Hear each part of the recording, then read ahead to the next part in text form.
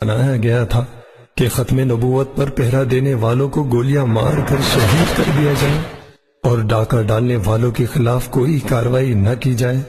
کیا پاکستان اس لیے بنایا گیا تھا کہ توہین رسالت صلی اللہ علیہ وآلہ وسلم کی مجرمہ کو پروٹوکول میں رکھا جائے اور پہرا دینے والوں کو دہشت گرد قرار دے کر پھانسی پر لٹکا دیا جائے؟ کیا پاکستان اس لیے بنایا گیا تھا کہ چوک چوراہوں پر کلچر کے نام پر ناچ گانا کیا جائے اور مسجدوں کے سپیکر بھی اتار دیے جائیں؟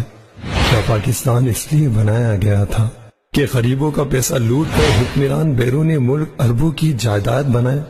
کیا پاکستان اس لیے بنایا گیا تھا کہ بے گناہ پاکستانیوں کے قتل کرنے والے ریمنڈ ڈیوس کو آزاد کر دیا جائے اور دین کی بات کرنے والے علماء کو 4th شیڈول میں ڈال دیا جائے؟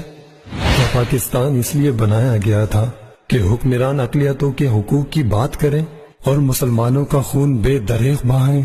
کیا پاکستان اس لیے بنایا گیا تھا کہ کرنل جوزف نوجوان قتل کر کے فرار ہو جائے اور عافیہ صدیقی بے گناہی کی سزا کاٹے؟ کیا پاکستان اس لیے بنایا گیا تھا کہ حکمران مسلمانوں سے ووٹ لے کر مسلمانوں کی ایمان ختم نبوت پر ڈاکہ ڈالیں؟ کیا پاکستان اس لیے بنایا گیا تھا کہ برما، فلسطین اور شام میں ہونے والے قتل و عام کو بھول کر سری دیوی کا مرنے کا سوگ منایا جائے؟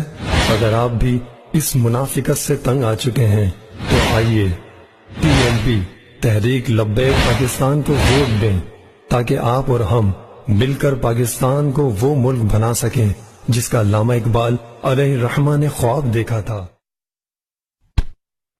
لبیک یا رسول اللہ، لبیک لبیک لبیک یا